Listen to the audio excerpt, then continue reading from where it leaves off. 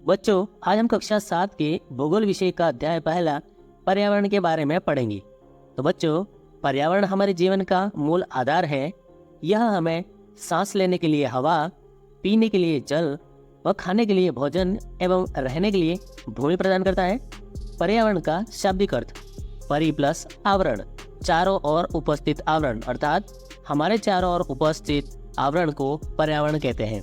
जैसे जल, थल, वायु तथा समस्त प्राकृतिक दिशाएं, पर्वत, मैदान व अन्य जीव जंतु, घर, मोहल्ला, गांव, शहर, विद्यालय, महाविद्यालय, पुस्तकालय आदि जो हमें प्रत्यक्ष या अप्रत्यक्ष रूप से प्रभावित करते हैं, उनको हम पर्यावरण कहते हैं।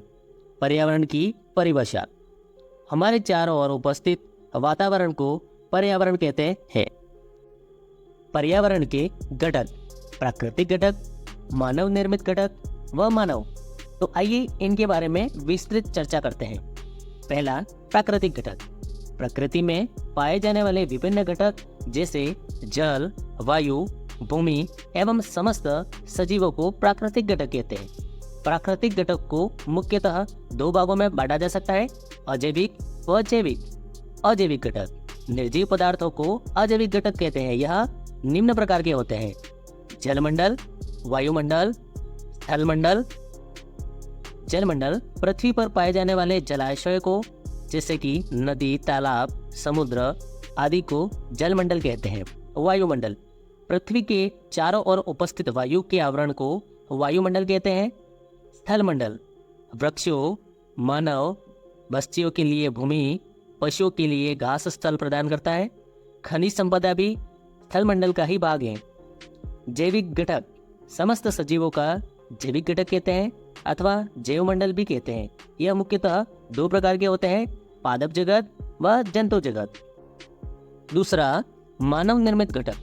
प्राकृतिक संसाधनों को मानव द्वारा अपनी आवश्यकता अनुसार परिवर्तन कर विकसित किए गए संसाधनों को मानव निर्मित घटक अथवा कृत्रिम घटक कहते हैं, जैसे सड़क, घर, वाहन इत्यादि। तीसरा, मानव घटक। मानव स्वयं भी एक पर्यावरणीय घटक है, क्योंकि मानव स्वयं की कुशलता को विभिन्न क्षेत्रों में संसाधन के रूप में उपयोग में लाता है, जैसे चिकित्सा क्षेत्र में डॉक्टर, शिक्षा के क्षेत्र में शिक्षक व व्यापार के क्षेत्र में व्यापारक। अर्थात मानवीय घटक अलग अलग इकाई के रूप में संगठित होते हैं, जैसे एकल व्यक्ति, परिवार, समुदाय, विभिन्न धर्म, व्यावसायिक क्षेत्र और राजनीतिक समूह। तो बच्चों, जैसा कि हमने पर्यावरण के बारे में पढ़ा, तो पर्यावरण में जो घटक होते हैं मुख्य रूप से तीन प्रकार के होते हैं: प्राकृतिक घटक, मानव निर्मित घटक व मानवीय घटक। प्राकृतिक घटक भी दो प्रकार के होते हैं: अजैविक घटक व जैविक घटक। अजैविक घटक जैसे जलमंडल, वायुमंडल व स्थलमंडल। जैविक घटक या जैवमंडल, जिसमें पादप जगत व जंतु जगत शामिल हैं।